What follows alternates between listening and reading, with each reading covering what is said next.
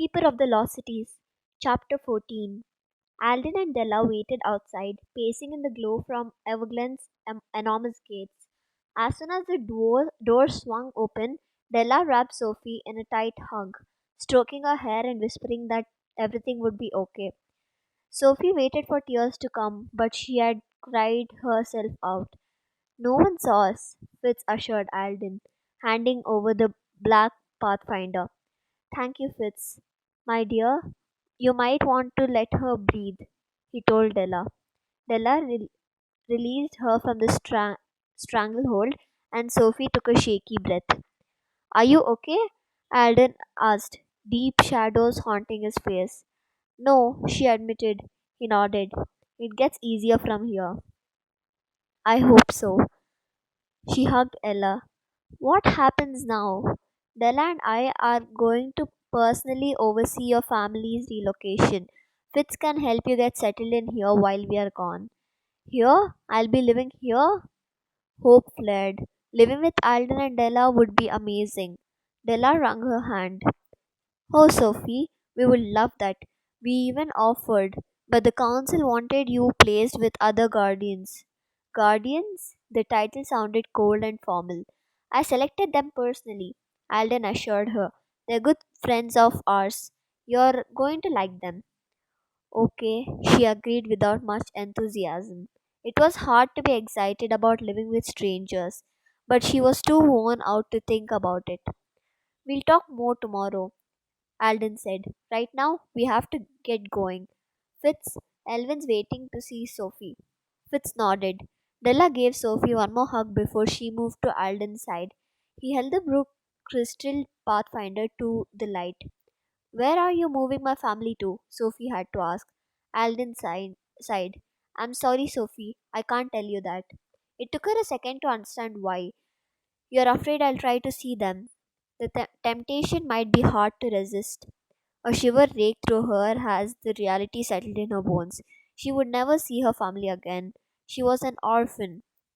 Why don't you take Sophie inside, Fitz? Alden suggested quickly. Elvin's waiting for her in the conservatory. Fitz tried to lead her away, but Sophie turned back to face Alden. My family always wanted a house with a big backyard so they could get a dog. That can be arranged, Alden promised. We'll take good care of them, Della added. They'll have money, security, everything they could ever want. Well, except. She didn't finish the thought. Any doubt Sophie might have had about choosing to be erased disappeared in that moment. Knowing she had saved her family from feeling the throbbing ache she was suffering made it worth it. Her last gift to them, to thank them for everything they had done for her. They didn't ask to raise an elf as their daughter, and it certainly hadn't been easy, which made her wonder why them? How had two average humans ended up raising an elf without knowing it? More important, why? She met Alden's eyes, her lips already forming the question, but stopped at the last second. She wasn't ready to hear about the family who had abandoned her. Whatever the story was, she doubted it was a good one. And she had pretty much all the bad news she could take for one night. So she let Fitz lead her, deciding not to watch as Alden and Della disappeared to wipe away all trace of her existence. Who's Elvin? Sophie asked as Fitz led her down another long, glittering hallway. He's a physician. He's going to do a quick physical on you. She froze as needles and other medical horrors flashed through her head. What's wrong? I hate doctors. She knew should put a brave face in front of Fitz, but she couldn't. She still had regular nightmares about her brief hospital stays. You'll be fine, I promise. He grabbed her hand and pulled her forward, laughing as she struggled to resist. He didn't seem to notice the way her whole body trembled. What are you doing? Biana asked from behind. Nothing, Fitz told her, dragging Sophie a few steps in the right direction. Where were you? I asked Dad, but he wouldn't tell me. That's because it's none of your business, Fitz said. Will you tell me later? Drop it, okay? I'm a little busy right now. I can see that, Bianna grumbled, glaring at their hands. Sophie tried to jerk free, not sure if she liked what Bianna was implying. Fitz tightened his grip. Don't even think about it. I'm taking you to Elvin, and you're going to see it's no big deal. She lost the will to resist under Bianna's glare, so she let him pull her to an arched golden door at the end of the hall. Fitz stood behind her, blocking any possible escape. I'll take your stuff to your room. Why don't you hang on to Ella? He whispered. Maybe she'll help. Thanks, she mumbled. She handed over her backpack but made no move to open the door. Fitz leaned towards her. I'll I tell you what, if anything bad happens in there, I'll let you punch me in the stomach as hard as you can. Sound fair? She nodded. She caught Bianna glaring at them again as Fitz pulled the door open and nudged her inside. But she was far too terrified to care. The glass walls of the conservatory bathed everything in soft moonlight, and enormous plants grew in glowing pots around the room. Some of the gigantic flowers looked like they could eat her, but Sophie barely noticed them. She kept her eyes glued to the man, the elf, leaning her low, cushioned cot, ready to bolt the second he pulled out a syringe. This goes a lot faster if you hold still, Elvin said as he adjusted her pillow. She nodded and tried not to fidget, but between his wild dark hair and huge iridescent spectacles, he reminded her way too much of a mad scientist. He lifted her right arm. What are you doing?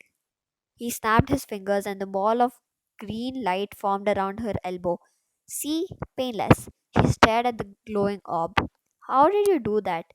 I'm a flasher. I can manipulate light the way I want it. Though I'm not as skilled as Orim Wacker. You'll see his crazy light show on the next total eclipse. It's one of our biggest celebrations. It was strange to think that the elves had their own traditions, but it also made sense. The elves lived in their own world, and she needed to learn more about it, and quick, so she didn't look like an idiot all the time. Whoa, that is some serious damage. It's not permanent, he added when she tensed. And it's not your fault. Toxic food, toxic water, toxic air. What chance do your poor innocent cells have? You can see my cells? Of course. Did you think I was wearing these glasses because they made me look dashing? She smiled. What do they do? Anything, depending on what color of light I use. He snapped again, flashing blue and purple and red orbs of light around her body and squinting through the lenses. Then he took the glass off, and was relieved to see he wasn't any stunningly perfect looking as the others she had met. His eyes were more of a grey than a blue, and his mouth was little too small for his broad jaw. But when he smiled, his whole face lit up. You can sit up now, he told her, holding a small silver square in front of her eyes. When she did, he frowned. What? Just tell me, I can take it. He laughed. You're so dramatic. I was expecting your eye color to be from the toxins, but your eyes are perfect. They're just brown. They always have been, even when I was a baby. Do you know why? The last question came out as a whisper. No idea. I'm sure there's a reason, but I'd have to do some research. It'll be a great case study for the books once I figure it out. What? No, you can't. How was she ever supposed to fit in if there were running case studies on her? All right, relax, I won't. Sophie released the breath she had been holding. Thanks. No problem, Elvin laughed. He riffled through the satchel slung across his shoulder and removed tiny vials of colored liquids. Now, try not to let this worry you, but your body needs a major detox. We'll start with these. Sophie braced for the bitter turn of medicine, but the bottles were filled with sweet syrups like nectars from unknown fruits. They made her tingly and warm inside. Good girl, Elvin said as he cleared the empty vials away. He placed a large clear bowl in front of her. All of us drink one of these every day, but I want you to drink two for a while to make up for lost time. Youth in a bottle, she read from the label. Like the fountain of youth? I suppose that is where those legends came from. he agreed. It has a few enzymes that are essential for our health. The water was cold and slightly sweet, and somehow more refreshing than what she had tasted before. She drowned the content in one gulp and handed the empty bottle back to him. He gave her another, and she drank it just as fast. I don't have a few of the medicines you need, but I'll give Alden a list. I want you to come see me in a couple of weeks for a follow up. Her face twisted into scowl before she could stop it.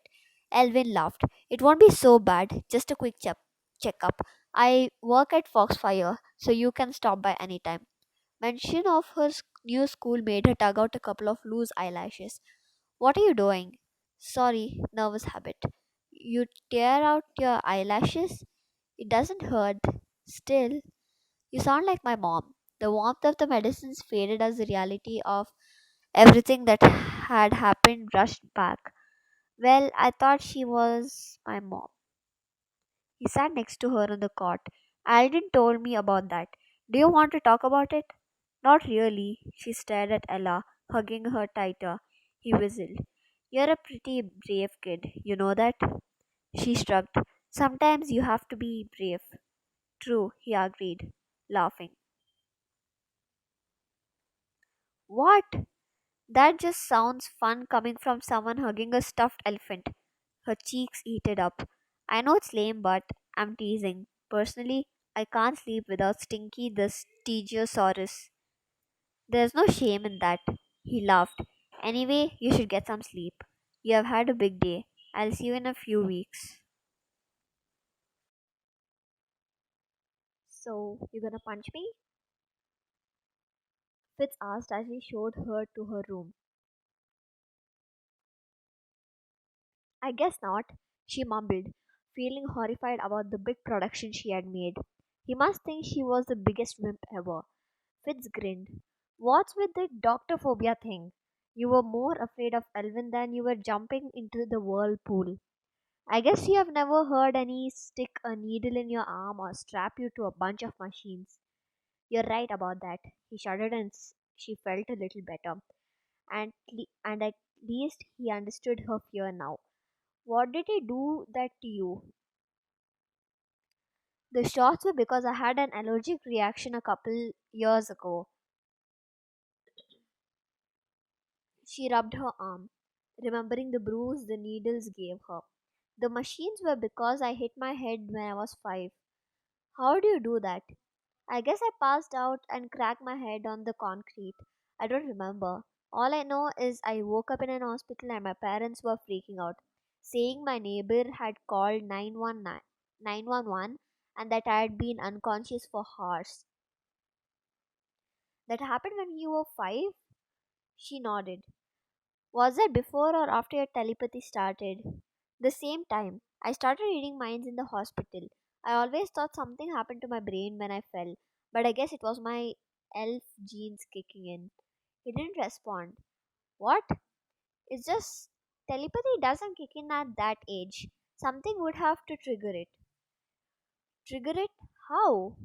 I have no idea. Not many things trigger a special ability, and none of them exist in the Forbidden Cities. My dad will have to look into it. She repressed a sigh. Alden had a lot to look into, thanks to her. Fitz stopped in front of a bedroom fit for a princess. Huge canopied bed, crystal chandeliers, and glass walled overlooking the lake. This is you. If you need anything, my mom's room just down the hall. Her heart did the weird fluttery thing when their eyes met, and she had to look away to speak clearly. Thanks for your help today. I don't think I could have gotten through all this without you. He cleared his throat. I don't deserve your thanks. Why? He kicked the ground. Because I knew what was going to happen and I didn't tell you when I made you come with me. I never realized it would be hard for you to move here. Not until I found you there on the floor. I feel like I ruined your life. Fitz, she paused to find the right way to explain the crazy emotion spinning through her. Today was a hard day, but you were right about what you said yesterday. This is where I belong. Fitz straightened up, like a weight was lifted off his shoulders. Really? Really? Don't worry about me. I'm going to be okay. She willed the words to be true, chanting them like a mantra as she shut herself in her room and changed into her pajamas. Still, alone in the dark, with no one to tuck her in and no Marty on her pillow, she couldn't keep up the brave face any longer. She curled into a ball and cried for everything she had lost. But when she fell asleep, she dreamed of life filled with friends and fun and finally belonging.